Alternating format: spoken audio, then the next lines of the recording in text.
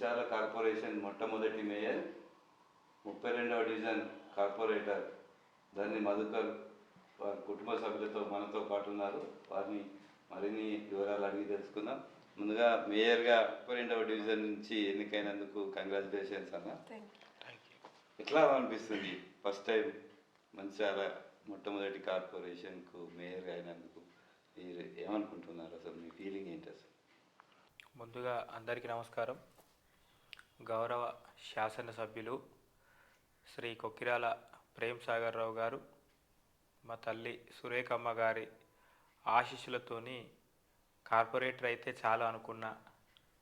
నేను ఫస్ట్ మా ప్రాంతంలో 32వ డివిజన్లో ఆ ప్రజలు నన్ను కార్పొరేటర్గా గెలిపిస్తే చాలు అని చెప్పేసి ఆ దిశగా మేము పనులు కూడా సుమారుగా 1,80,00,000 రూపాయలతోని అభివృద్ధి కార్యక్రమాలు చేయడం జరిగింది.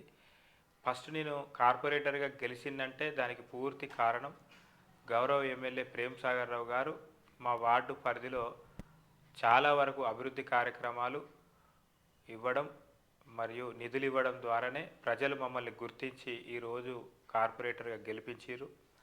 దాని తర్వాత వచ్చిన పరిణామాల దృష్ట్యా అనూహ్యంగా మరి ఎమ్మెల్యే గారి దృష్టిలో నన్ను మేయర్ చేయాలన్న ఆలోచన రావడం నిజంగా చాలా అదృష్టంగా భావిస్తున్నా. అంతేకాకుండా ఒక కార్పొరేటర్ స్థాయి నుంచి ఈరోజు మేయర్ దాకా పోయినాను కాబట్టి నాకు బాధ్యత కూడా చాలా పెద్ద బాధ్యత ఎమ్మెల్యే గారు నా పైన నమ్మకం ఉంచి ఇవ్వడం జరిగింది.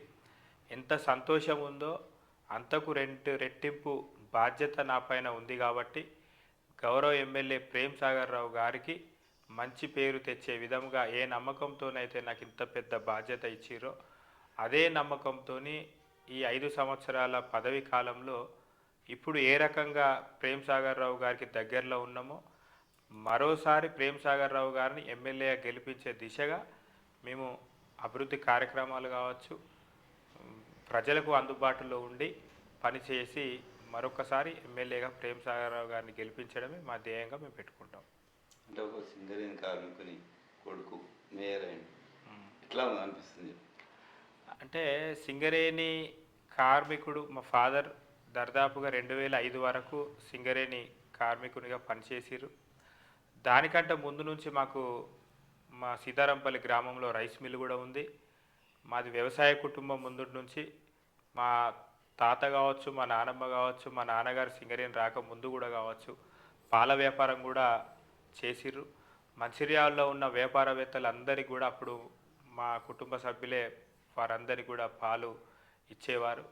అంతేకాకుండా ముఖ్యంగా నస్పూర్ నుంచి ప్రేమ్ సాగర్ రావు గారు మేయర్ చేయడం, ఈ ప్రాంతంలో అభివృద్ధి చేస్తూ మంచిర్యాల ప్రాంతాన్ని కూడా ఒక కంట కనిపెడుతూ ఖచ్చితంగా మంచిర్యాలని కూడా పూర్తి స్థాయిలో అభివృద్ధి చేసి పట్టణం అంటే మంచిర్యాల పట్టణం ఈ రకంగా ఉండాలి మన ప్రాంతం అని మిగతా ప్రాంత వాళ్ళు కూడా అనుకునే దిశగా ఎమ్మెల్యేగా ప్రేమ్ సాగర్ రావు గారిని సలహాలు సూచనలు తీసుకొని వారి అడిగి జాడల్లో మేము పనిచేయడానికి సిద్ధంగా ఉన్నాం. 32వ డివిజన్లో ఫస్ట్ పోటీ చేస్తా అనుకున్న సమయంలో నిజానికి మీరు విజయం సాధిస్తారని ఏమన్నా నమ్మకం ఉండేనా? ఎట్లా ఆ నమ్మకం కలగడానికి ముఖ్య ఉద్దేశం ఏమైంది? మేము 2023 నాకు తెలిసి అక్టోబర్ అనుకుంటా దసరా సమయంలో శాసనసభ ఎన్నికల నోటిఫికేషన్ రావడం జరిగింది. వాస్తవానికి 32వ డివిజన్ అక్కడ కాంగ్రెస్ పార్టీ నాయకులు కావచ్చు, కార్యకర్తలు కావచ్చు పెద్దగా ఎవరు లేకుండే, కేవలం ఒక 3-4 సీనియర్ మొదటి నుంచి ఉన్న కార్యకర్తలు మాత్రమే పనిచేసేవారు. గతంలో చూసుకుంటే ఆ ప్రాంతంలో కాంగ్రెస్ పార్టీ కావచ్చు, ఇతర పార్టీలు కావచ్చు ఎవరిని కూడా అక్కడున్న నాయకత్వం వహించిన వారు అంటే అధికారంలో ఉన్నవారు ఎవరిని కూడా ఎదగనీయలే. మొట్టమొదటిగా ఆ ప్రాంతంలో పోటీ చేయడానికి కావచ్చు, ప్రాతినిధ్యం వహించడానికి కావచ్చు, ఇతర పార్టీల నుండి ఇన్ఛార్జీలుగా వ్యవహరించడానికి కావచ్చు అందరూ కూడా ఎవరు కూడా సాహసం చేయలేకపోయారు. ముఖ్యంగా ఎమ్మెల్యే ఎన్నికలకు ముందు ఇన్ఛార్జి బాధ్యతలు ఇచ్చిన తర్వాత ఎమ్మెల్యేగా ప్రేమ్ సాగర్ రావు గారు గెలవకముందే ఆ ప్రాంతంలో క్రియాశీలకంగా పనిచేసే కార్యకర్తలను మేము తయారు చేసుకున్నాం ఫస్ట్ అక్కడ. దాని తర్వాత వచ్చేసి శాసనసభ ఎన్నికల్లో ప్రతి గల్లీకి ప్రతి ఇంటికి వెళ్ళి ప్రేమ్ సాగర్ రావు గారిని గెలిపించాలని కోరిన సమయంలో వారు 20 సంవత్సరాలు పడిన బాధలను ప్రాంతంలో ఉన్నటువంటి సమస్యలను మా దృష్టికి తీసుకురావడం జరిగింది. అవన్నిటిని కూడా మేము ఒక నోట్ ఫైల్ లాగా రాసుకొని ఎన్నికలకు ఒక వారం రోజులు ఉన్నాయన్న సమయంలో అప్పుడున్న ఎమ్మెల్యే అభ్యర్థి ప్రేమ్ సాగర్ రావు గారిని 32వ డివిజన్కు ఆహ్వానించడం జరిగింది. వారు వచ్చిన తర్వాత ఈ సమస్యలన్నిటిని కూడా వారి దృష్టికి తీసుకువెళ్ళగా నన్ను గెలిపిస్తే 2-3 నెలల్లో ఈ సమస్యలన్నిటిని నేను సాల్వ్ చేస్తా అని చెప్పేసి వారు మాట ఇవ్వడం జరిగింది. ప్రజలు కూడా విశ్వసించి భారీ మెజార్టీ పర్సెంటేజ్ ప్రకారంగా చూసుకుంటే అన్ని బూతుల కంటే 32వ డివిజన్కి సంబంధించిన 3 బూతులలో సుమారు 750 ఓట్ల మెజార్టీతోని అప్పుడు ప్రేమ్ సాగర్ రావు గారిని గెలిపించడం జరిగింది. ఓన్లీ అంటే ఈ 3 బూతులకు సంబంధించి 750 ఓట్ల మెజార్టీ ఆ ప్రాంతంలో ఉన్న ప్రజలు ఇవ్వడం జరిగింది. దాని తర్వాత కాలంలో మరి ఎమ్మెల్యే గారికి ఎప్పటికప్పుడు సార్ మనం ఎన్నికల ముందు ఈ ప్రాంతంలో ఈ సమస్య ఉండే, ఆ ప్రాంతంలో ఆ సమస్య ఉండే, మనం వాటిని పరిష్కరిస్తామని చెప్పేసి వారికి హామీ ఇవ్వడం జరిగిందని చెప్పగానే ముందు ఆ ప్రాంతంలో 11 kV లైన్ ఇండ్లపై నుంచి ఉన్న లైన్ని ప్రేమ్ సాగర్ రావు గారి ఆశీస్సులతోని తీయించడం జరిగింది. ముఖ్యంగా నన్ను అక్కడ ప్రజలు ఆదరించడానికి ముఖ్య కారణం ఇండ్లపై నుంచి ఉన్న 11 kV లైన్ తొలగించడం. అది తొలగించిన తర్వాత ప్రజలే డిసైడ్ అయిపోయారు, కార్పొరేటర్గా గెలిపిస్తే ధరణి మధునే గెలిపియాలి. 20 సంవత్సరాల బాధలను ఎవరు పట్టించుకోలేదు. మరి ప్రేమ్ సాగర్ రావు గారి దయ వలన ధరణి మధు ముందుండి ఈ ప్రాంతంలో ఈ సమస్యను పరిష్కరించారు కాబట్టి మన అందరం కూడా ధరణి మధుకు అందుబాటులో ఉండి ఆయనను ఆదరించాలి, ఈసారి గెలిపించాలని తపనతోని వారందరూ ఉన్నారు. అప్పుడు కూడా నాకు నమ్మకం కలిగింది. ఎందుకంటే ప్రేమ్ సాగర్ రావు గారి గురించి మాకు ముందు నుంచే తెలుసు. ఆయన మాట ఇచ్చిందంటే మాట తప్పే వ్యక్తి కాదని మాకు తెలుసు.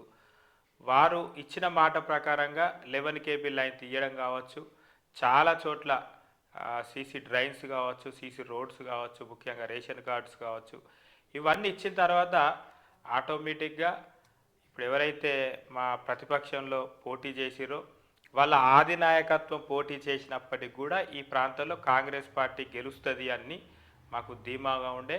నేను కాకపోయినా ఇంకే వ్యక్తి ఆ ప్రాంతంలో కాంగ్రెస్ పార్టీ గుర్తుపైన పోటీ చేసినా గెలిచే అవకాశాలు ఎక్కువగా ఉండే. ఈ గతంలో కూడా మీ అందరికీ చెప్పినాం.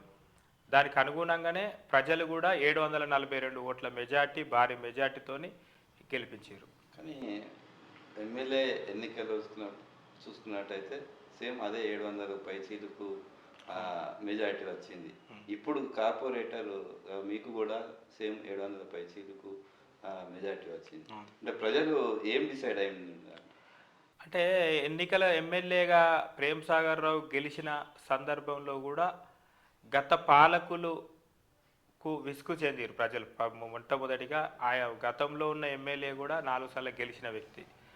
అతను పోటీ చేసేసరికి ప్రేమ్ సాగర్ రావు గారు 2 సార్లు ఓడిపోయి ఉన్నప్పటికీ ప్రజలకు అందుబాటులో ఉండి ఒక ట్రస్ట్ ద్వారా ప్రజలకు సేవా కార్యక్రమాలు చేసిన విధానాన్ని ప్రజలు మెచ్చుకొని ఖచ్చితంగా ఈసారి ప్రేమ్ సాగర్ రావు గారిని గెలిపించుకోవాలని టోటల్ అన్ని ప్రాంతాల్లో, ముఖ్యంగా మా ప్రాంతంలో ప్రజలు ముందే నిర్ణయించుకున్నారు. కాబట్టి అదే నమ్మకంతో ప్రేమ్ సాగర్ రావు గారు ఇచ్చిన మాట ప్రకారంగా మన ప్రాంతాన్ని అభివృద్ధి చేస్తున్నారు. కాబట్టి ఖచ్చితంగా మరొకసారి కాంగ్రెస్ పార్టీకి ఓటు వేసి గెలిపించాలనే దిశగా ప్రజలు ముందుగానే ఆలోచించుకొని నిర్ణయం తీసుకున్నారు. కాబట్టి ఆ మెజార్టీ చెక్కు చెదరకుండా ప్రేమ్ సాగర్ రావు గారికి ఏ రకంగానైతే ఆదరించారో అదే రకంగా మమ్మల్ని కూడా అక్కడున్న ప్రజలు ఆదరించారు. అంటే ఎన్నికల్లో మీరు ప్రజలలో పోయినప్పుడు ఎట్లా అనిపించింది? ఆ ప్రచార సమయంలో పోటాపోటీగా ప్రచారం చేయడం ఆ టైంలో అంటే మీకు ఎలాంటి మైండ్ అంటే ఒకటి ఉంటుంది ఖచ్చితంగా పబ్లిక్ వాళ్ళ రిసీవింగ్ ఎట్లా ఉండే? వాస్తవానికి ఎన్నికల నోటిఫికేషన్ రాకముందు ఏదైతే మా ప్రాంతంలో బీసీ జనరల్ రిజర్వేషన్ వచ్చిందో ఆ రోజే మా గెలుపు కన్ఫర్మ్ అయిపోయింది. ఆ ప్రాంత ప్రజలే చాలామంది కలిసిర్రు, చాలామంది ఫోన్ల ద్వారా బిడ్డ నువ్వే నామినేషన్ వేయాలి, మేమందరం కూడా నిన్నే కార్పొరేటర్గా భావిస్తున్నాం, మీరే పోటీ చేయాలని చెప్పి చెప్పడంతో అదే ఆ సమయంలో నోటిఫికేషన్ రావడం, నోటిఫికేషన్లో ఫస్ట్ రోజే నేను నామినేషన్ వేయడం, నా నామినేషన్ రోజే ఆ ప్రాంత ప్రజలు స్వచ్ఛందంగా ధరణిమధు నామినేషన్ వేస్తున్నాడని తెలిసి స్వచ్ఛందంగా సుమారు 1000 మందికి పైన ప్రజలు నన్ను ఆశీర్వదించడానికి నామినేషన్ కార్యక్రమంలో పాల్గొన్నారు. దాని తర్వాత ప్రచారంలో భాగంగా, వాస్తవంగా అది నేను ప్రచారానికి వెళ్ళినట్టుగా లేదు, ఏ ఇంటికి వెళ్ళినా కూడా నన్ను వాళ్ళ సొంత బిడ్డలాగా, మా ఇంటి బిడ్డ గెలిచిండు అనే ధీమాతోని నన్ను సత్కరించి తిలకం దిద్ది నువ్వు గెలిచినవు బిడ్డ అని చెప్పేసి నన్ను వారందరూ కూడా ఆహ్వానించి చాలా సంతోషంగా, ఏ ఒక్క కుటుంబంలో కూడా చిరునవ్వుతో చిరునవ్వుతో నన్ను పలకరించి నువ్వు గెలుస్తావు అన్న నమ్మకాన్ని మొదటి రోజు నిర్వహించిన ప్రచారంలోనే ప్రజలు నాకు వెన్ను తట్టి నువ్వే గెలుస్తావు అని చెప్పేసి ధీమా నాకు ఇవ్వడం జరిగింది. దానికి అనుగుణంగానే ప్రజలకు కూడా నేను ఎక్కడ కూడా తక్కువ చేయకుండా ప్రతి గడప గడపకి ప్రతి ఓటర్కి మమేకమై ప్రతి ఓటర్ని కలిసిన సందర్భంలో అవతల వ్యక్తికి సంబంధించిన కుటుంబ సభ్యులు కూడా, అతనికి సంబంధించిన చుట్టాలు కావచ్చు, వాళ్ళ పార్టీకి సంబంధించిన కార్యకర్తలు కావచ్చు, వాళ్ళు కూడా నాకు ఫోన్ చేసి అన్న ఈసారి నువ్వే గెలుస్తున్నావు, మాకు ఆల్రెడీ తెలుస్తుంది, మా ఓట్లు కూడా వేస్ట్ చేసుకోవడం ఇష్టం లేదు, మా ఓట్లు కూడా మీకే వేస్తాం అనే దిశగా మాకు హామీ ఇవ్వడం జరిగింది. దానికి అనుగుణంగానే భారీ మెజార్టీతోని నన్ను గెలిపించడం జరిగింది. మీరు చెప్పండి అమ్మా, మీరు ప్రచారంలో వేయరు, మహిళల నుంచి ఎట్లాంటి రెస్పాన్స్ వచ్చింది మీరు ఇంటింటికి తిరిగినప్పుడు? చాలా బాగా రిసీవ్ చేసుకున్నారు. ఒక సొంత మనిషిలాగా వాళ్ళు రిసీవింగ్ చాలా బాగుంది. వెళ్ళడంతోనే మంగళహారతులతోని ఆహ్వానించారు. అసలు నేను కొత్తగా అసలు వెళ్ళడం కూడా అదే రోజు చాలా బాగుంది, హ్యాపీగా అనిపించింది. అసలు అప్పుడే వెళ్ళడం వాళ్ళ రిసీవింగ్ అసలు మర్చిపోలేను. అంటే మీరు మొట్టమొదటిగా ప్రచారంలో ప్రజల దగ్గరికి పోయారు, అప్పుడు ఏమనిపించింది అసలు? అంటే మధు ఇంత దగ్గరలో ఉన్నాడా ప్రజలకు కానీ అప్పుడేమన్నా అనిపించింది? చాలా అనిపించింది, నాకు చాలా హ్యాపీగా అనిపించింది. వాళ్ళ ప్రేమ, వాళ్ళ అభిమానం అసలు వెళ్ళడంతోనే అమ్మ అసలు మీరేనా అనేసి చాలా బాగా రిసీవింగ్ ఉంది. ఒక ఆడపడుచులాగా, ఒక అక్కలాగా, ఒక చెల్లిలాగా నన్ను రిసీవ్ చేసుకున్నారు. వాళ్ళ మేలు నేను ఏదో ఒక విధంగా తీర్చుకుంటాను. ఇన్ ఫ్యూచర్లో చేస్తాను, నేను చేయగలిగింది కూడా చేసి చూపిస్తాను వాళ్ళకి. మీరు చెప్పండి, ఇప్పుడు మీరు మీ డివిజన్ ప్రజలు కార్పొరేటర్గా మంచి మెజార్టీతో విజయం సాధింపేసారు, కానీ అనూహ్యంగా మీరు మేయర్ అయినరు, ఇంకా ఈ డివిజన్ ఏం చేయబోతున్నారు? అంటే మేము ముందుగానే చెప్పినాము, అసలు మేయర్ అవుతా అని ఏ రోజు కూడా మేము ఊహించలేదు. ఊహించక ముందే 60 డివిజన్లలో 32వ డివిజన్ నెంబర్ 1 స్థానంలో నిలబెడతామని చెప్పేసి గతంలో మీరు తీసుకున్న ఇంటర్వ్యూలో కూడా మేము చెప్పడం జరిగింది. అది అదృష్టంగా మనకే మేయర్ పీఠం రావడం, మరి 60 కార్పొరేషన్ డివిజన్లో కూడా అభివృద్ధి చేయించే బాధ్యత నాకు కలగడం, అందులో ముఖ్యంగా నా వార్డుకు సంబంధించిన అభివృద్ధి కావచ్చు, ఎక్కడ కూడా తగ్గకుండా ప్రజలకు అవసరమయ్యే ఏదైతే ఉంటుందో ఖచ్చితంగా కాంప్రమైజ్ కాకుండా, ఎక్కడ తగ్గకుండా, గతంలో పాలించిన వాళ్ళు చేసిన తప్పులు మేము చేయకుండా ప్రజలకు అందుబాటులో ఉండి, ముఖ్యంగా శానిటేషన్ కావచ్చు, అప్పుడు మేము చెప్పినట్టుగా బస్ షెల్టర్ కావచ్చు, మెయిన్ రోడ్డుకు ఇరువైపులా సీసీ డ్రైన్స్ కావచ్చు, గల్లీలలో అండర్గ్రౌండ్ డ్రైనేజీ వ్యవస్థ కావచ్చు, అమ్మవారి దేవస్థానం వద్ద ఉన్నటువంటి బ్రిడ్జ్ కావచ్చు, ఇంకా కొన్ని ఇండ్ల పైన నుంచి ఉన్న 11 kV లైన్స్ కావచ్చు, ఇవన్నీ కూడా క్లియర్ చేసి ముందుగా ప్రైమరీ స్కూల్ని ఎంత త్వరగా పూర్తి చేసి వచ్చే విద్యా సంవత్సరంలో పిల్లలకు విద్య అందించడమే లక్ష్యంగా పెట్టుకొని ఆ రకంగా అడుగులు వేస్తూ ప్రేమ్ సాగర్ రావు గారి ఆశీస్సులతోని ఖచ్చితంగా ఎన్నికల సమయంలోనే మేము చెప్పినాం, 5 సంవత్సరాల్లో 5 కోట్లకు తగ్గకుండా ఈ ప్రాంతాన్ని అభివృద్ధి చేస్తామని చెప్పినాం.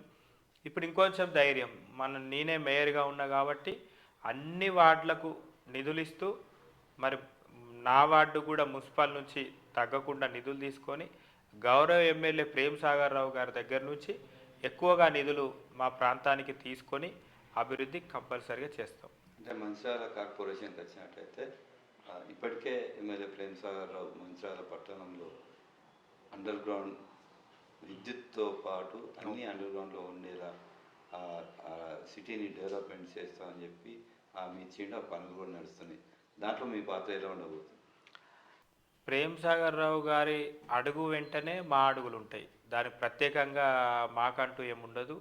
ప్రేమ్ సాగర్ రావు గారి ఆలోచన విధానం ఒక 30 సంవత్సరాల ముందు భవిష్యత్తు ఆలోచించి ఆయన ప్రణాళిక రూపొందిస్తారు. అది అందరికీ తెలిసిన విషయం. మనం కూడా ఈ 2.5 సంవత్సరాల నుంచి అదే చూస్తున్నాం. దాంట్లో ఎలాంటి సందేహం లేదు. ప్రేమ్ సాగర్ రావు గారి ఆలోచన విధానంలో మనం సరిపోము. ఆయన ఆలోచన, ఆయన చేసే, ఆయనకున్న వ్యవస్థ, ఆయనకున్న ముందు చూపు కొంతైనా మేము నేర్చుకొని అతని దగ్గరగా శిష్యులుగా ఉన్నందుకు, అతని దగ్గర కార్యకర్తలుగా పనిచేసినందుకు, ఆ సార్ దగ్గర నుంచి ఎంతో కొంత నేర్చుకొని ప్రజలకు వారి ఏ రకంగానైతే సేవ చేస్తున్నారో ఆ రకంగా మేము సేవ చేయడానికి ప్రయత్నం చేస్తాం. మంచిర్యాల పట్టణం కావచ్చు, నస్పూర్ పట్టణం కావచ్చు, పక్కనున్న 4 డివిజన్లు ఏవైతే పల్లెల నుంచి, రూరల్ నుంచి ఇందులో కలిసినాయో ఆ పల్లెలు కావచ్చు, ఎక్కడెక్కడైతే ఏ అవసరాలు ఉన్నాయో అవసరాలకు అనుగుణంగా, ఇప్పుడు అన్ని ఏరియాలో సీసీ రోడ్లు అవసరం ఉండదు. కొన్ని ఏరియాలో, కొన్ని వార్డుల సీసీ రోడ్లు అవసరం ఉంటాయి. కొన్ని ప్రాంతాలలో సీసీ డ్రైన్స్ అవసరం ఉంటాయి. ఇంకా కొన్ని ప్రాంతాలలో శానిటేషన్ విషయంలో కొన్ని ఇబ్బందులు ఉంటాయి. ఇవన్నింటినీ ఎక్కడ ఏ అవసరం ఉందో అవసరానికి అనుగుణంగా పెద్దలు ప్రేమ్ సాగర్ రావు గారి నిర్ణయాన్ని మేము కట్టుబడి వారు చేసే అభివృద్ధిలో కార్పొరేషన్కి సంబంధించిన నిధులు తోడు చేసి ఖచ్చితంగా ముందుకు వెళ్తాం. మంచిర్యాల కార్పొరేషన్లో ప్రధానంగా పారిశుద్ధ్య సమస్య ఒకటి ఉంది. ఇంకా ముఖ్యంగా కొన్ని ప్రాంతాల్లో నీరు సరిగా రావట్లేదు, కలుషితమవుతున్నాయని చెప్పి కొన్ని సమస్యలు ఉన్నాయి. దాంతోపాటు కొంత రోడ్ సమస్యలు ఉన్నాయి. దీన్ని మీరు ఎప్పటి వరకు తీర్చబోతున్నారు? త్వరలో ఈ పారిశుద్ధ్య సమస్యలు ఏవైతే ఉన్నాయో అతి త్వరలో, ఎక్కువ సమయం తీసుకోకుండా, మొన్నటిదాకా పాలక వర్గం లేదు కాబట్టి ప్రతి నిర్ణయం కలెక్టర్ గారు తీసుకునే అవకాశం ఉంది కాబట్టి, వారు కూడా జిల్లా మెజిస్ట్రేట్ కాబట్టి పూర్తి సమయం పారిశుద్ధ్యం మీద కావచ్చు, ఇతర ఐటు మీద, ఎందుకంటే జిల్లా మొత్తం చూసుకోవాలి కాబట్టి కొంచెం సమయం వారికి కూడా అనుకూలించలేదు అని చెప్పేసి మేము అనుకుంటున్నాం. ఇప్పుడు పాలక వర్గం వచ్చింది. ప్రతి డివిజన్లో అంటే 60 మంది కార్పొరేటర్లు ఉన్నారు. 60 మంది కార్పొరేటర్లు సమన్వయం చేసుకొని ఒక ప్రేమ్ సాగర్ రావు గారి ఆధ్వర్యంలో ఒక రివ్యూ మీటింగ్ ఏర్పాటు చేసి, ముఖ్యంగా పారిశుద్ధ్యంలో సమస్య లేకుండా పట్టణం మొత్తం కూడా పారిశుద్ధ్యంలో ఎలాంటి ఇబ్బందులు లేకుండా, నాకు తెలిసి ఒక నెల 15 రోజుల లోపల ఖచ్చితంగా వాటిని ఇంప్లిమెంట్ చేస్తాము.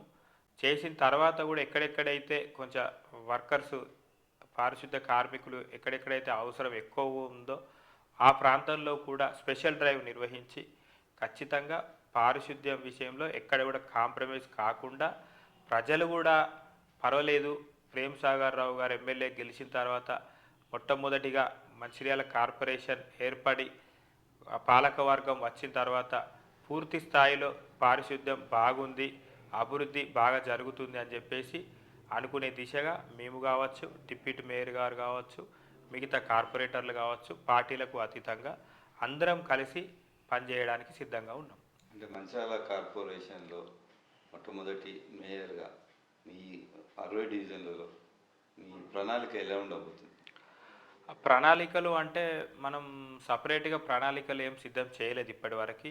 60 మంది కార్పొరేటర్లకు ఏ రకమైన ప్రణాళికలు ఉన్నాయో వాటిని ఇంప్లిమెంట్ చేయడమే మా యొక్క లక్ష్యం. ఎందుకంటే వాళ్ళను కూడా ప్రజలు ఎంతో నమ్మకంతో, ఎంతో ఆశతోని వీళ్ళు మాకు సేవ చేస్తారని నమ్మకంతో కార్పొరేటర్లుగా, నేను కూడా కార్పొరేటర్నే కావచ్చు, నాన్నైతే ఏ రకంగా ఆదరించారో 60 మందిని అదే రకంగా ఆదరించారు కాబట్టి వారు ఏదైతే ప్రణాళిక రూపొందించారో వాటన్నిటిని కూడా ఒక సిస్టమేటిక్గా ఒక రూపొందించి ఎవరెవరికైతే అవసరాలు ఉన్నాయో ఆ అవసరాలను తీర్చే విధంగానే మా అందరం కలిసికట్టుగా పనిచేయడానికి సిద్ధంగా ఉన్నాం.